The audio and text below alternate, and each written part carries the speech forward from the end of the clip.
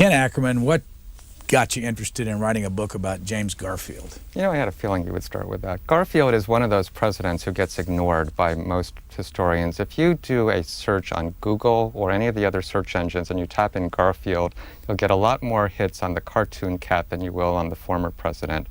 What got me started on him was this. The idea for this book flashed in my mind watching the presidential campaign of 1996 and watching the conventions that year. That was the year of Dole versus Clinton. The conventions that year were totally staged, they were scripted, nothing interesting happened.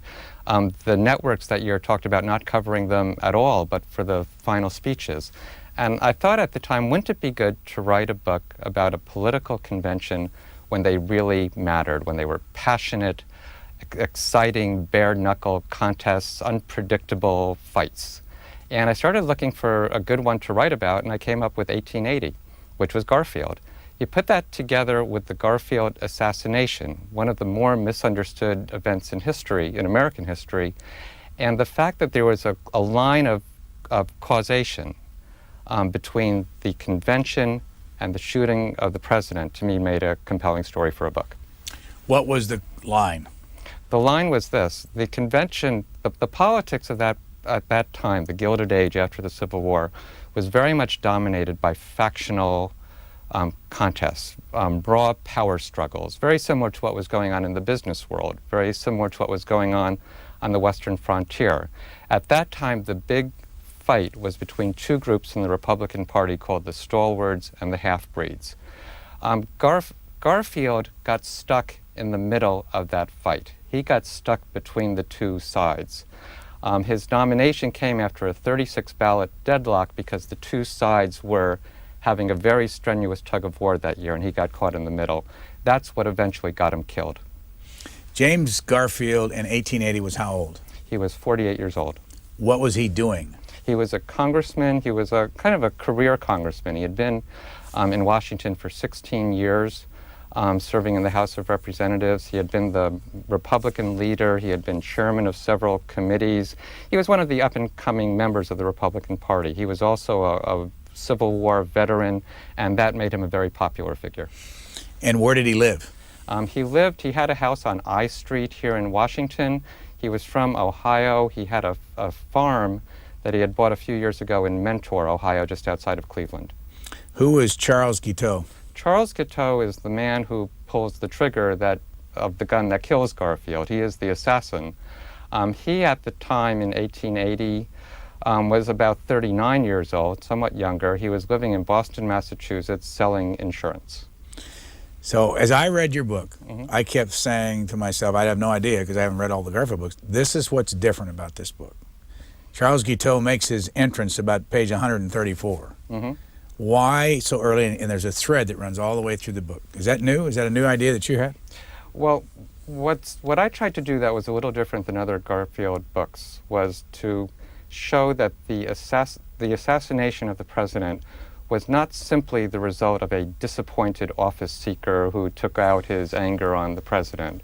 Charles Guiteau, while he may have in fact been insane, was someone who was very caught up in the political process. He was identified actually with one of the major factions. He worked with the stalwarts. He considered himself a stalwart. He went to New York at the beginning of the campaign and became chummy with the people. He hung out at the headquarters. He gave a couple of speeches. Even though the leaders of the party, of the stalwart branch, people like General Grant and Roscoe Conkling, the leaders, even though they considered him very minor, he considered himself very major. And what happened to him was very much wrapped up with the larger politics of the era. Guiteau was from where? He was from Freeport, Illinois. What did he do in his life up till the age of 39? Well, he was a shiftless, shifting character. He never held any job very long. When he was very young, he was brought up by a very strict father, Luther Guiteau, who who had very strong religious beliefs. He was sent to the Oneida community in upstate New York, which was one of the utopian communities at the time. They believed in free love and shared labor. They had a socialist ethic. He didn't fit in very well there. He didn't get along with the other people. When he left, he actually sued them at one point for wages. He wrote some religious tracts and tried to sell them, but never very successfully. He worked as a lawyer, he worked as a bill collector, he tried to start a newspaper at one point, but couldn't get funding for it. He was married for a few years, but his marriage ended up in divorce because he beat his wife. He never had much money. He was always a step or two ahead of the bill collectors. Well, go back to you talked about it. He was a member of the stalwart faction. Where were the stalwarts located? Well, geographically, they were all over the country. But the stalwarts were the group of, within the Republican Party, there were two factions. And they went back to the time of General Grant, when General Grant was the president. The stalwarts were the Republicans who were the most loyal to Grant. And that's how they defined themselves. They were the hardline, true believers in General Grant. In a way, the radical Republicans of the Reconstruction era evolved into the stalwarts of the post-Reconstruction era. Where'd they get the name? That I don't know. But they were the true believers. They were the hardcore. And that's all it meant, is that if you were a stalwart, you loved Grant. You loved Grant. It was not. There was very little ideological here. This was the difference between them became very much factional, personality-driven. And if you're a half-breed, what did that mean? Half-breed, that word came from the same era. It started out as an insult. The people who weren't very strong toward Grant were considered half-breeds. It was the way you would refer to someone almost as a traitor, that they weren't strong enough in their support of the team. They were all Republican. They were all Republicans. This is all within the Republican Party. After a while, though, when the Grant administration became tarnished with scandal, and Grant's reputation fell, the half-breeds, they started to view that name as a compliment.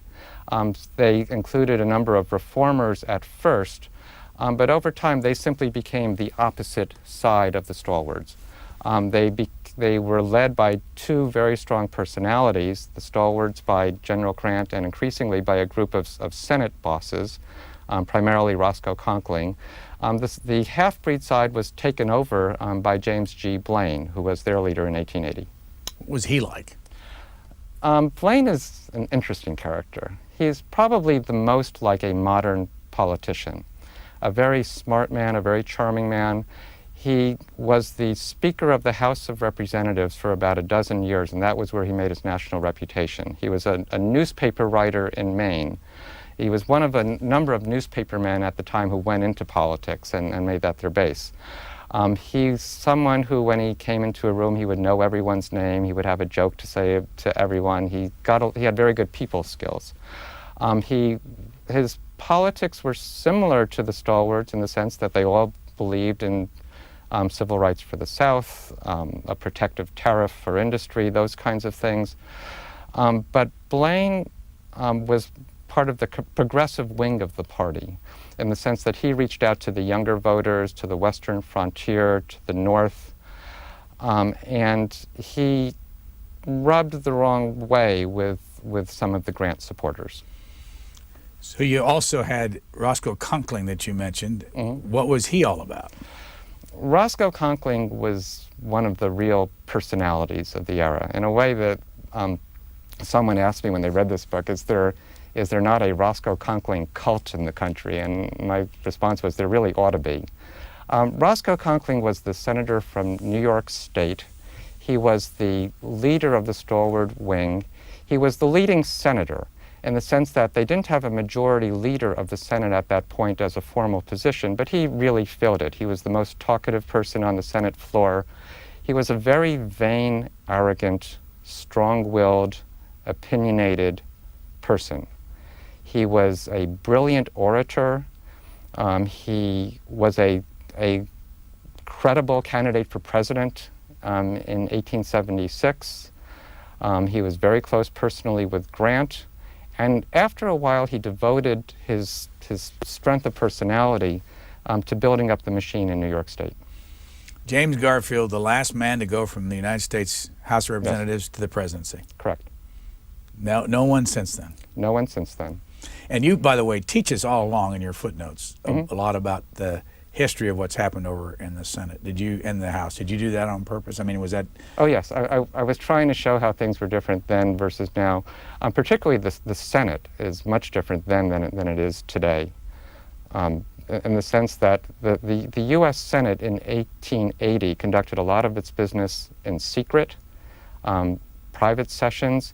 Its members were elected by state legislatures rather than voters. As a result, it was a much less accountable body. It was much more swayed by strong personalities. It was much clubbier than it is today, even though it still has that reputation. Another point you make that goes all the way from that time to the year 2001 was the closeness of the Senate after the election of 1880. Yes, that was something that was very striking.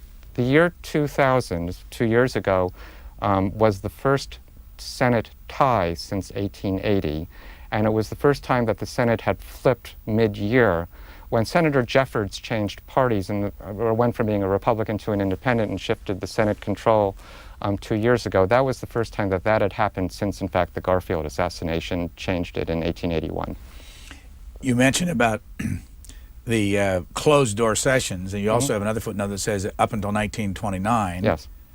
What happened? What were the rules in the Senate? Up until 1929, the rules were that for nominations specifically and for treaties specifically, these would be handled in what was called executive session. An executive session was essentially a secret session of the Senate. It was not reflected in the congressional record or the formal records of the Senate. The public was kept out. The doors were closed, and that's where the voting took place. That's where the debates took place. Did you know how people voted? Only through gossip.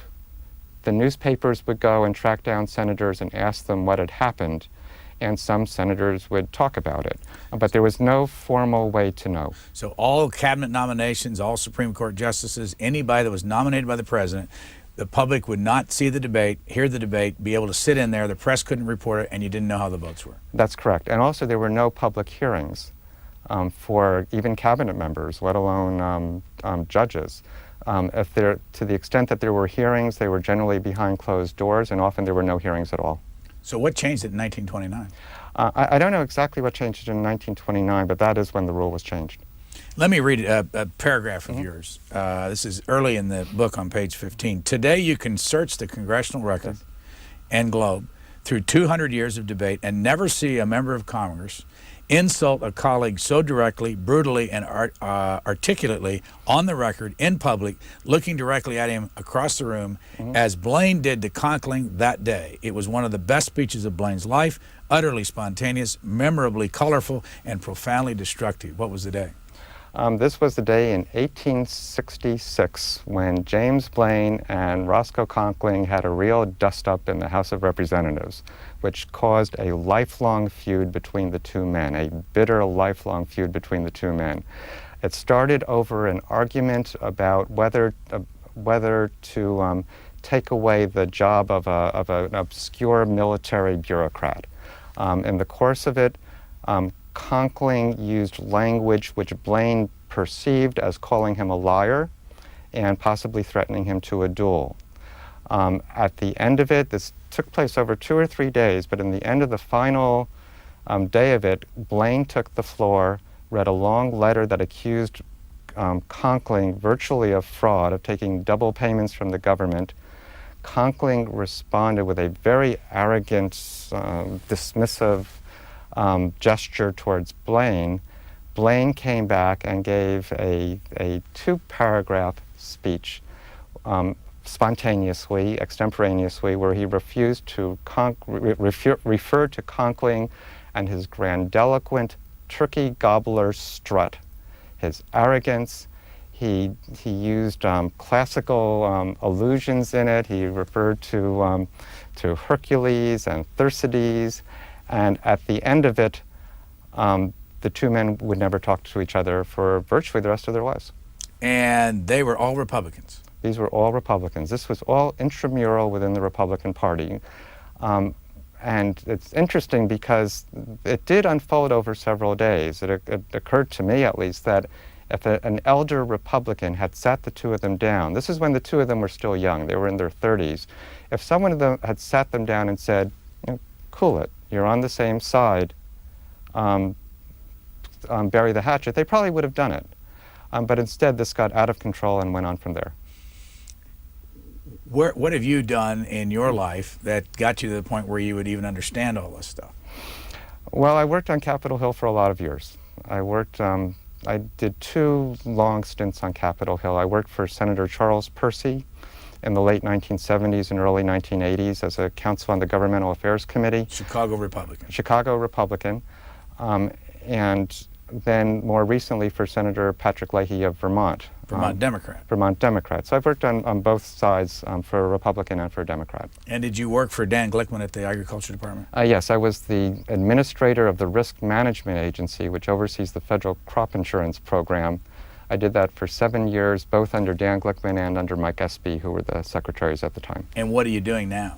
I'm a lawyer in Washington, D.C. I work at a law firm called Olson, Frank & Wida that specializes in agriculture, food and drug, medical devices, several other fields. And I'm more and more becoming a writer. Why? I enjoy it. I enjoy learning. I enjoy digging up these old stories that no one has found before and putting them on paper and bringing them to light. So of all the stuff in your book, Mm-hmm. where did you find the juiciest tidbit that, as you look back on what you got here in this book, that you enjoyed the most? The juiciest tidbit? Uh-huh. I'll give you this one. The Chester Alan Arthur papers. Chester Alan Arthur was Garfield's vice president. He was a member of the opposite faction. He was part of the reason Garfield was killed. Garfield was killed to put Arthur in the White House. When Guiteau pulled the trigger, he said, "I am a stalwart and Arthur will be president." For some time, Arthur had to live with that onus because people suspected that he may have had something to do with it, even though there's no evidence that he did. Arthur was a very vain man in the sense that he was a clothes horse. He dressed well, he ate well, he lived in a beautiful brownstone home on Lexington Avenue in New York City. He drank good wine, he went to the best clubs. In his papers, he made a point to throw out all of the politically interesting letters, all of the sensitive materials. What he saved were his bills from the tailor, his bills from hotels, his daily to-do lists. The juiciest tidbit that you asked for that I thought was when Garfield was getting ready to become vice president of the United States, when Arthur was getting ready to become vice president, the way he prepared himself was he went on a shopping binge. And the bill is sitting in his papers at the Library of Congress. He bought 7 suits, a new coat, several pairs of trousers, several shirts, got several old suits pressed, for a total of not quite $800, which in modern dollars would be almost $20,000, and he paid in cash. Well, we're talking about Chester Arthur, who became president of the United States because of the assassination. Mm-hmm. He had a job in New York, Mm-hmm. appointed by which president? Grant. And how long was he in the job? About 6 or 7 years. He was fired by Rutherford B. Hayes? Yes. Why? Well, for tolerating corruption, even though no corruption on him was ever shown. And the job was? He was collector of the Port of New York. You say that he made $20,000 back then, that today that'd be worth $400,000. Yes. Which would have been more than the President of the United States. Well, today the President gets $400,000, but Mm-hmm. back then he would actually have made more than the President of the United States? Yes. Why? Well, 2 ways. One, his fixed salary was about $12,000, which was more than the fixed salary of the Vice President, the Cabinet, the members of the Senate, everyone but the President. And then in addition to that, he, as the head of the office, was allowed to collect certain commissions or bounties. The reason this was such a powerful job was that something like 3/4 to 80% of all imports into the United States came through New York City. the collection house, the customs house, is where the tariffs were collected, and those tariffs made up the bulk of the United States Treasury. Almost, or I think over $100 million a year came in just through the New York Custom House.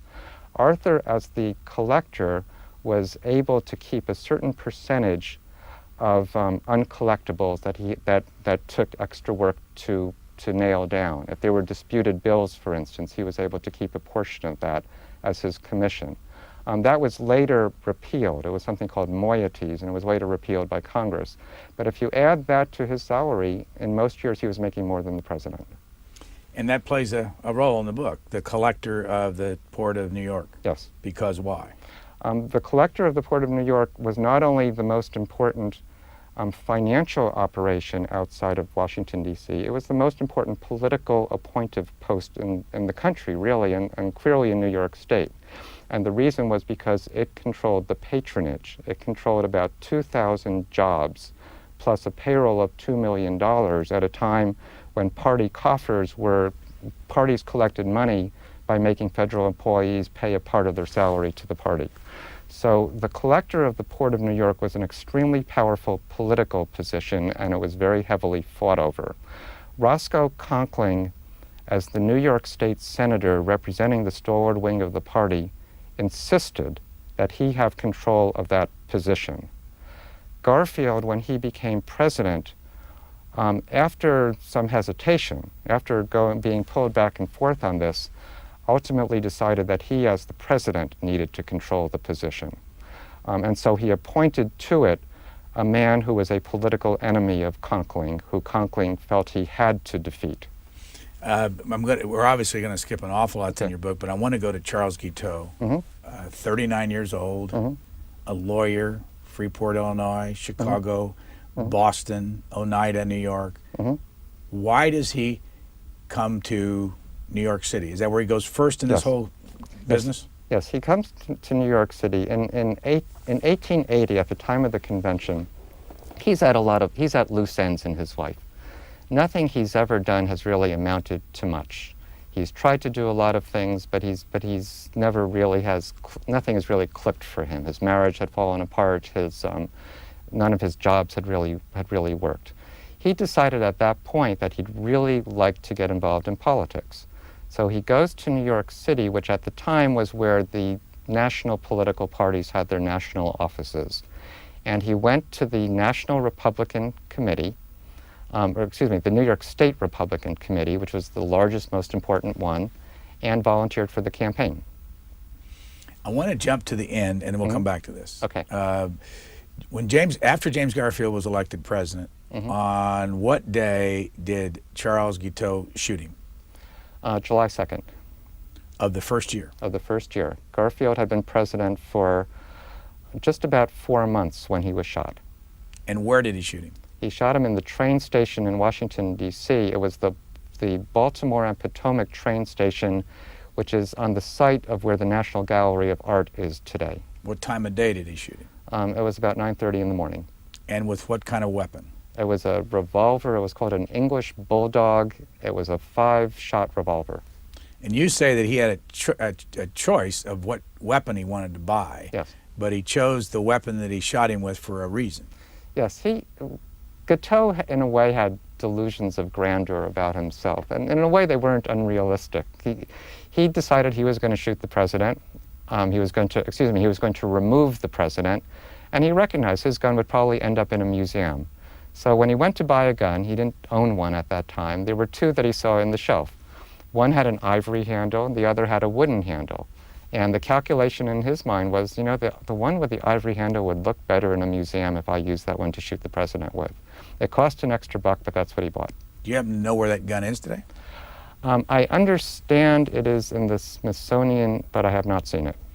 You also say, and I'll take us through you can help us take us through the timeline, but that the couple of days before he shot the president, he went to the jail. Yes. For what reason? He wanted to see what the jail was like. He wanted to see where he'd be serving time. Did he get to?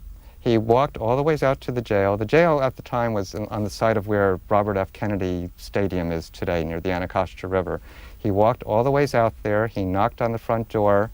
He said, "I'd like to come in and look around." The jailer thought he was a kook, thought that he was a crank, and told him to get lost, and he walked away. Did he end up in that jail? Yes, he ended up in that jail. And then once he got there, how long did he stay there?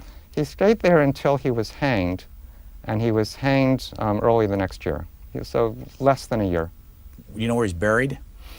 He's actually not buried. He's after he was hanged, they did an autopsy on him, partly because there had been such a huge debate over whether he was insane or not.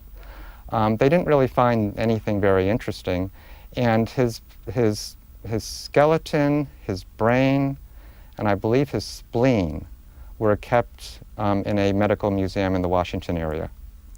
Viewable by people that want to see it? I don't think it's viewable. I did double check. It is listed as still being there, but I don't think it's on public display. I didn't go over to try to look at it. So they didn't bury the rest of the body somewhere? They didn't bury the rest of the body. Was there any doubt when he was on trial that he was guilty of this? There's no doubt that he pulled the trigger that shot the president. Go back to, again, well, let me just ask you this. At what point did he make a decision that he wanted to kill James Garfield? He made the decision he wanted to kill James Garfield in mid-May. It was the same day, or excuse me, it was 2 days after Roscoe Conkling resigned from the United States Senate because of the outcome of his battle with Garfield over the control of the Port of New York, the New York Customs House. Guiteau very much recognized his fate as being tied up in the fate of these larger political players. Guiteau at the time was lobbying very hard to become the counsel to Paris for the United States government. He came to Washington after the election and decided he wanted a job in government. He wanted a political appointment. He felt he had worked in the campaign. He gave a couple of speeches. He was close to the stalwart leaders. He had met Chester Alan Arthur several times during the campaign. He got a few recommendations, and he decided he wanted a job. He actually got as far as meeting with Garfield. They actually had a face-to-face job interview. It was a very strange one. Guiteau had written a speech for the campaign. He got in to see the president. He gave the president a copy of his speech to look at. Garfield started reading it, and as he was reading it, Guiteau stood up and walked out of the room. Why? He felt it was enough that Garfield was reading his speech, and he didn't want to press the point. And you say it was only 3 pages long. It was 3 pages long. Did yes. you read the speech? Oh, yes. And what was it like? It was not especially striking in the sense of being terribly good or terribly bad. It was a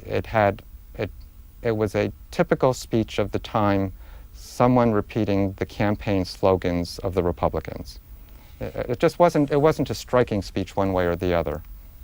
The other thing that you do around the assassination is you paint a picture of the openness of all these institutions, the State Department, the War Department, the White House, the President, the First Lady. And there's a scene that you have Guiteau sitting in Lafayette Park. For what reason? At this point, Guiteau had decided he wanted to remove the president. He was a very methodical person. He would sit in Lafayette Park and he would track the president's comings and goings. Did the president have Secret Service protection? There was no Secret Service protection at the time. That would not start until about 15, 16 years later. The president felt no compunctions at all about walking the streets of Washington himself alone at night. And here you are only 16 years after Abraham Lincoln had been assassinated. Yes. So where did Guiteau live? Guiteau lived in a series of rooming houses around Washington, mostly in the neighborhood of what we would today call Metro Center, around 13th and 14th Street downtown. And where is that in relationship to the White House? It's about 4 or 5 blocks from the White House, easy walking distance from the White House. And you also talk about James Blaine, who ends up being Secretary of State. Yes. Where does he live? He lived on 15th Street and H, which is right near Lafayette Park, which is right across the street from the White House. So the scene, and tell us who John Logan was, the scene when Charles Guiteau goes to John Logan's room. The first rooming house that he is in is a house in that neighborhood. John Logan was a very senior senator from the state of Illinois. He had been in the Senate for several years. He was one of the triumvirate of senators who had backed General Grant in the campaign. He was a stalwart senator. Charles Guiteau had a room in that house. One day, he walked up to John Logan's room. John Logan had the top floor of the house because he was a United States senator and could afford the nicest room in the house. He wanted to get a recommendation for him to bring to Blaine to help him get his job. He knocked on the door, no one answered, and so he let himself in. Right into John Logan's room? Right into his room. It was an ante-room, but it was the front room to his apartment. John Logan came in. This was about 8 in the morning, 8:30 in the morning before breakfast. John Logan was literally just putting his clothes on. He came in. John Logan came to see who came in. Guiteau, not shy at all, started in.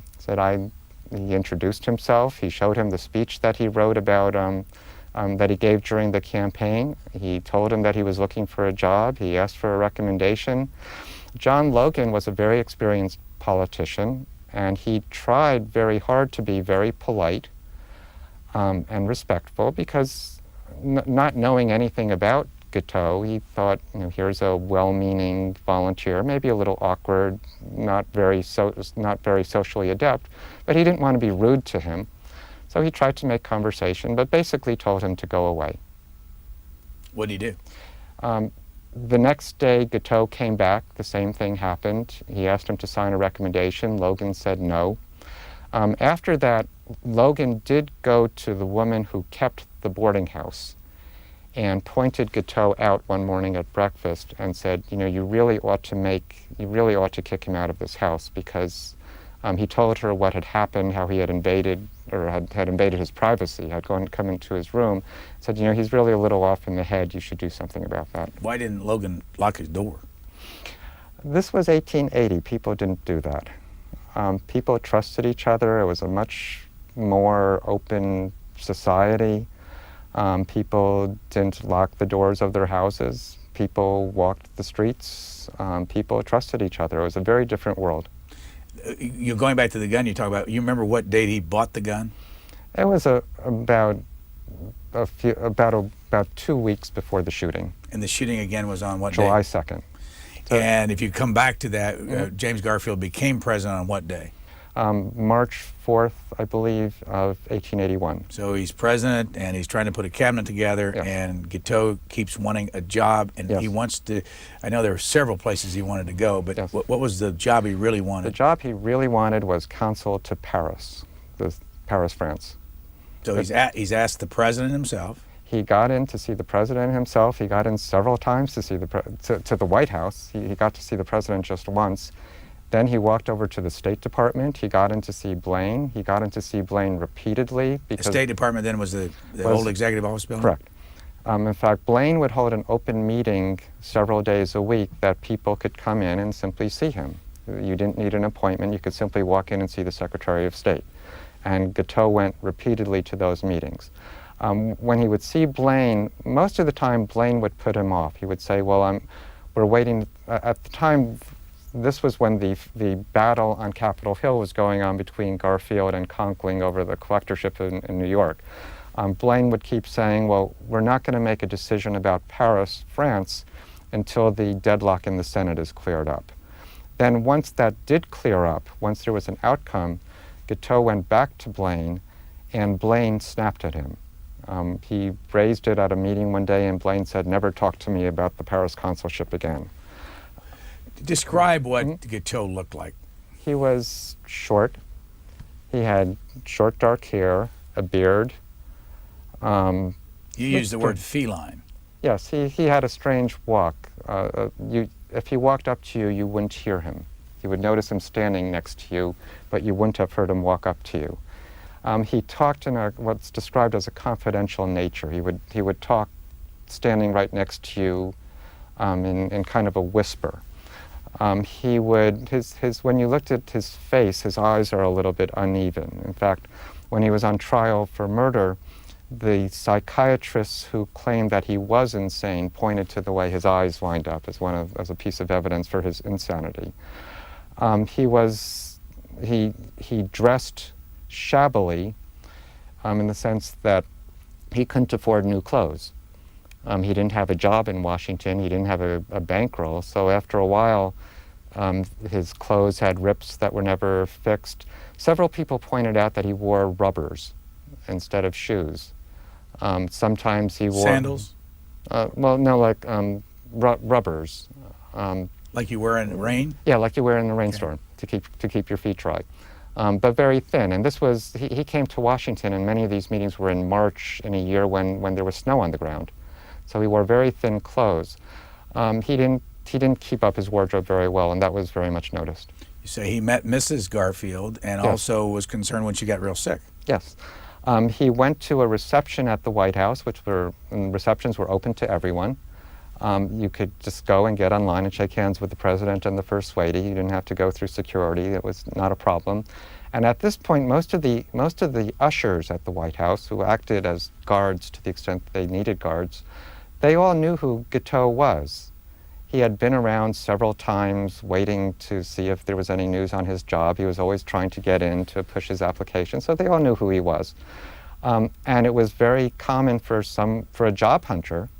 In fact, when you think about it, it's a very logical thing to do if you're a job hunter, to go to the White House, to go to a reception, to make a point to meet the First Lady, to try to put in a good word about yourself. And this is what he did.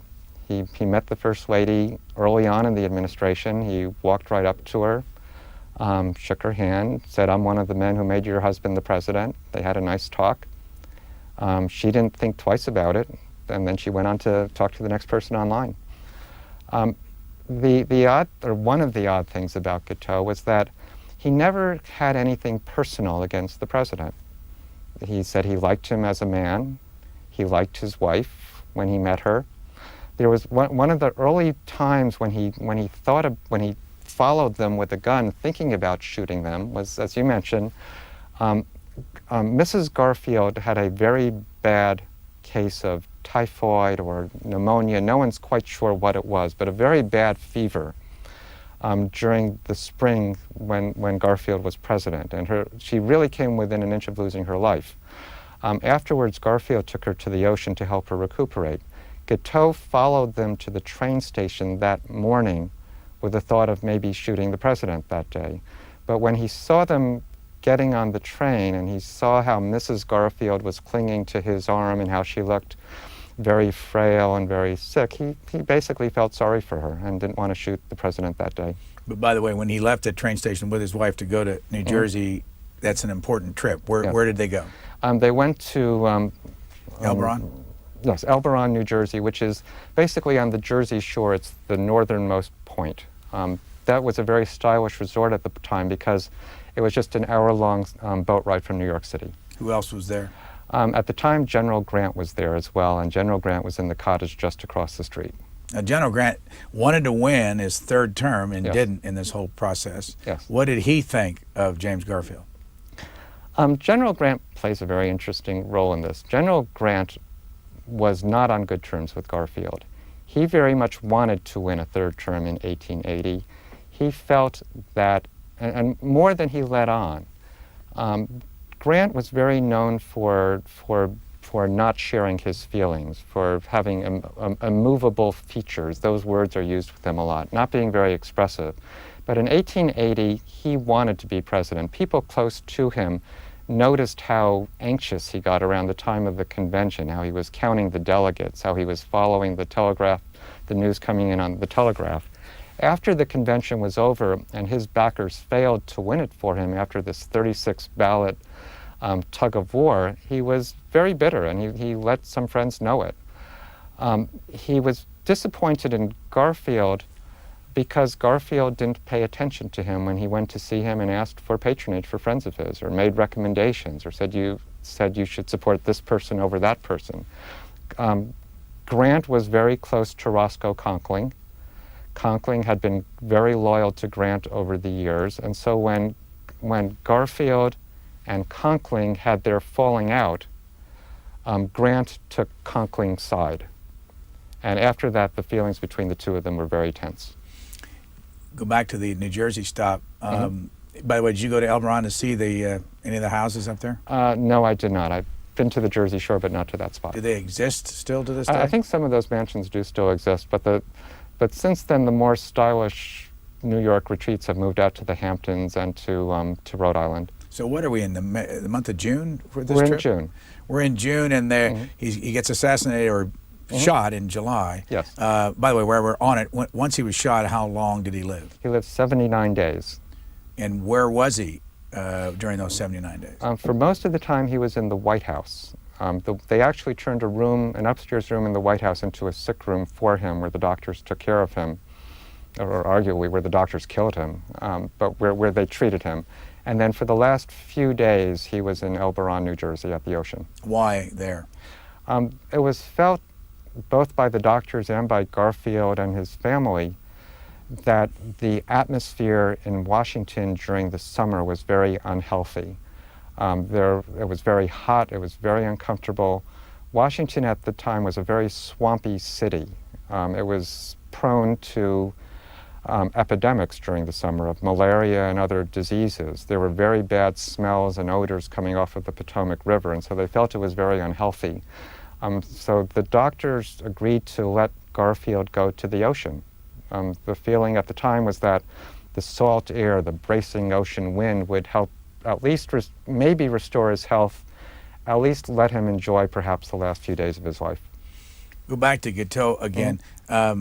You told us about how he bought the pistol for, what, $10 or something like that. And then you paint a picture again, for those who have been to Washington can see this. He would walk down 17th Street alongside the White House area to the river. For what reason? Well, he had never owned a gun before and didn't quite know what to do with it. So he would walk down 17th Street to the river, which at the time there was nothing at the river. It was just a deserted stretch of waterfront. He would take out his gun and practice shooting. He would literally take out this English Bulldog gun and put the bullets in and practice shooting either at a twig or at a bird or at just the water, just to see what it felt like to have a gun in his hand, to get used to the feeling of the discharge, the smell of the gunpowder, the way the gun would jolt back at him, so that he would get used to having it, so he'd be comfortable with it. For the 2 or 3 weeks that he was actually stalking the president, which is a frightening thing to think about in itself, he was walking around with the gun in his pocket most of the time. Where else would he have seen the president with the gun? I know you said did he go over to the train station? Yeah, he did that morning that they went. In fact, he went to the train station a couple of times. When Garfield came back from the Jersey Shore, he met him at the train, or he was there at the train station with his gun again. Well, so people won't be confused. President and his wife went to New Jersey. Yes. She stayed there, and the president came back. And so when he came back, he was alone. He was alone. Or alone with two of his sons. And Guiteau was there again? Guiteau was there again watching. How would he have known, by the way, all these movements back then? All of this was in the newspapers. All you had to do was to read the New York Herald or the Washington Star, and you would know where the president was going. One other factor in this thing is you say he would stay at a place called Riggs, and Mrs. What was her name? Longworth? There was a Mrs. Grant. There were a couple of different boarding houses that he stayed. The most prominent one was the Riggs house, where he went to at the end, which is the one you mentioned. That was actually a very stylish place in 1880. But you say he didn't have any money. He was shabbily dressed, worn clothes, didn't look well, didn't have any money. How did he pay for these different places? Because he kept moving in these during that time period to these different houses. Actually, he didn't. What he would do is he'd stay there for a while. The bills would come, and he would leave in the middle of the night. He literally did that 2 or 3 times. When he went to the Riggs house, which was the most expensive one, he did it literally a night or 2 before he shot the president, because he knew that this would be his last chance to shoot the president. He knew that the president was going to be leaving Washington for a long, extended trip in a few days, and he figured before the bill came, he'd be in jail. And no one ever suspected him along the way of... No. No one ever did. When you did your research, how much is available on this story? And where did you get your most valuable information? There's a lot available on the story, and I got the most valuable information at the Library of Congress. That's where I did most of the work on this. There were a couple of very good paper collections, the Garfield papers, the John Sherman papers, the Arthur papers.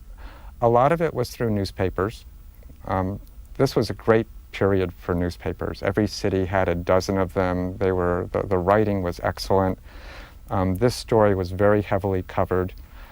For Guiteau specifically, there is a small collection of his papers at Georgetown University, that's where I got the copy of his speech and some of his letters. But mostly, his criminal trial for murder went on for 3 months. And during it, he testified for 4 days, and he talked about everything. Once he was arrested, he felt no embarrassment, no shame at any of it. He felt that he would be a hero. And so he very outwardly talked about everything he did. He dictated a long autobiography of himself to the New York Herald that was published. He wrote several long letters, and then he testified for several days. So that was where the most valuable information on him came from. What I tried to do with Guiteau, which I think is a little bit different than what other historians have done, is to take him at his word, to not start with the assumption that he was insane, but just take him at his word and see how he fit into context. Why'd you do that? Because it struck me that when you take him and put him into context, he oddly makes sense.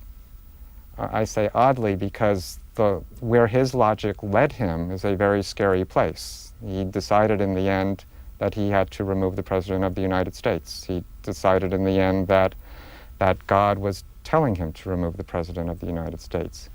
However, even given his personal insanity, whether it's medical or not, it very much fit in the context of the larger public debate going on in the country at the time. It was a time when the level of partisanship, of bad feelings, of personal attacks had reached such a level that he simply took it one step further. Did his trial go on while President Garfield was still alive? No. No, they waited until Garfield had died because, for one thing, they needed to know whether it would be a murder charge or an attempted murder charge. The trial started about a month after he died. While we're on it, what was the reason why, in the end, what killed President Garfield? Interesting question. In fact, it was part of Guiteau's defense. Guiteau claimed, and he had very good evidence behind him, that it was really the doctors who killed him. Guiteau shot him, but then the doctors examined him without washing their hands. And in the end, Garfield directly died from infections, a combination of infections and blood poisoning. You say that he was shot twice? He was shot twice. Where? One bullet hit him in the arm and grazed him. The other one hit him flat in the back. And what about the bullets? One of them was never found, the one that grazed him in the arm. The one that hit him in the back, this was a question of some debate. They did ultimately find the bullet. The body had formed a cyst around the bullet, which ultimately formed an aneurysm later on.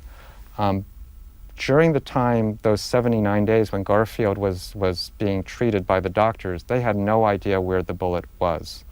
They kept trying to figure it out. At one point, they even brought in Alexander Graham Bell, the man who invented the telephone. He had invented a very crude form of metal detector, and they tried to use it to find the bullet. But the doctors were so far off, it turned out, in where they thought it was, that the machine never worked. You say that in the end, this may have been the most successful assassination in history. For what reason? Well, what Guiteau tried to do was different than what any other presidential assassin had tried to do. What he tried to perform was a regime change. It wasn't simply to kill a person. It wasn't simply to destroy the president. He wanted to replace one ruling group, the Republican half-breeds led by Garfield and Blaine, with a different ruling group, the Republican stalwarts led by Arthur and Conkling and Grant. That was what he was trying to do. He was able to do it because at the convention, a compromise had been reached. Garfield won the presidential nomination, But as a payback to the stalwarts, to give them something because they lost, they made Chester Alan Arthur, the stalwart, vice president. So what Guiteau was trying to do was to put Arthur, who had befriended him personally during the campaign, to put him in the White House. And that's very different from any other presidential assassination. And it's a very frightening thing. It's very different than the way the assassination is remembered in most history books. There are also 3 episodes of an affair. Mm-hmm. But the one I want you to tell a story before we run out of time is the Tom Platt story. Mm-hmm. And you have to give the context of what this is about. Okay, Tom Platt. Tom Platt is a very interesting person for a lot of reasons. He becomes famous later on. He replaces Conkling later on as the boss of New York, and he's the one who nominates Theodore Roosevelt to be vice president on the McKinley ticket in 1900. But back in 1881, he was a minor player compared to Roscoe Conkling. And at the end of this long fight that Conkling has with Garfield over who will be the collector of the Port of New York, Conkling and Platt both resign from office on what they consider a point of principle. They know they don't have the votes, and so they resign in a very visible way, and they go back to Albany, New York, which is where the state legislature meets, and they insist that the legislature reinstate them, so that way their honor will be vindicated and they could go and fight another day. And by the way, that throws the Senate cockeyed because of a 37-37 tie. Yes, the Democrats take control again. The Senate shifts again in the power structure. So they go to Albany. The state legislature elects senators. There are now 2 vacant seats. Platt and Conkling are both running for re-election. This becomes a very high-profile battle in Albany. Every day, the Albany legislature, the Senate and the Assembly meeting jointly, every day they meet and they vote on the 2 seats. About 2 or 3 weeks into this, it becomes stalemated. It becomes very, very mixed up in bad blood with accusations and allegations. One night, a strange woman walks into the Delavan House Hotel, takes a room. No one knows who she is. Late that night, some kid who's working there, one of the bag boys, notices Tom Platt going into her room. He immediately tells one of Platt's political enemies about it, the half-breeds. They walk over to this room, and one of them pulls over a stepladder. And about half a dozen of them, one by one, climb up the stepladder, look over the door through a window where they see Tom Platt basically in a compromising position with this strange woman. They all look, they all immediately go running off to tell their friends. Within an hour, about 20 people come over, each one by one, climbing up the stepladder, looking in the window to see Tom Platt and this woman having their affair. Finally, after a couple of hours of this, they're having their fun. The light goes out, they pass a note under the door saying, "Tom Platt, we give you 10 minutes to walk out and show yourself." He comes out, sees the hallway darkened, starts walking down the hallway, and at the first door, there are several of his political enemies looking at him, laughing. He ends up that night walking out of the hotel. He instantly becomes a laughing stock. All of the newspapers the next morning rearrange their front pages to have this shocking scandal on the front page. When they have a vote the next day to their ballot for the Senate, when Platt's name comes up, there are hails of laughter in the New York State Assembly room. Platt drops out of the race the next day, or that day. This is the day before the Garfield assassination. Kate Chase Sprague. The daughter of Chase, who was President Lincoln's Secretary of the Treasury, and later the Supreme Court Justice. During the Civil War, she was very much the belle of Washington, a very, very attractive woman, very smart and ambitious. She led her father's presidential campaigns on 2 or 3 occasions. So she was very politically adept. She got into a very bad marriage with a Senator Sprague of Rhode Island. At the time they were married during the Civil War, he was considered a catch, very handsome, very rich. It turns out that he had a drinking problem and he abused her very badly. It was a very bad marriage. She ends up having an affair with Roscoe Conkling. It was one of the very famous affairs in Washington. She would go to the Senate gallery, watch Conkling give his speeches, and the two of them were very widely noticed. Conkling was married. He left his wife in Utica, in New York, and their marriage was very tense. At one point, Senator Sprague, by then he was governor, left town for a few days. Conkling went up to Rhode Island to visit Mrs. Sprague at their home. He came back while Conkling was there and chased him off with a shotgun. Several newspapers picked up the story, and this became the scandal of the summer of 77. And the final affair was James Garfield himself. James Garfield himself. Garfield was very lucky in life in a lot of ways. He had a very good marriage, but early on it was a very shaky marriage. During his first 5 years of marriage to Lucretia Rudolph, that was her maiden name, he was off fighting the Civil War, and then he was off on the political stump. In their first 5 years of marriage, I believe they lived together about 20 weeks. The rest of the time he was off being James Garfield. He did have an affair that she found out about. It was with a Mrs. Calhoun in New York City, and it almost ended their marriage early on. To their credit, James and Lucretia Garfield stuck it out. They weathered the storm, and within a few years, their marriage was a very solid one. It was it was one of the blessings of his life. She lived how long after the assassination? She lived about 35, 36 years after the assassination. She died in Southern California. So for people who are listening to this, we have not talked much about the convention in 1880, the election itself, the campaign, and there's just a lot that we've missed in this. How long did it take you to write this? The actual churning out of the first draft took about 8 months, not counting the research and the revisions. And how long would it have been if you did put the research in there? About a year and a half. And your next book? I'm working now on a book about Boss Tweed of New York City. Our guest has been Kenneth Ackerman, and here is what the book looks like. It's called Dark Horse. It's all about President James Garfield and his assassination.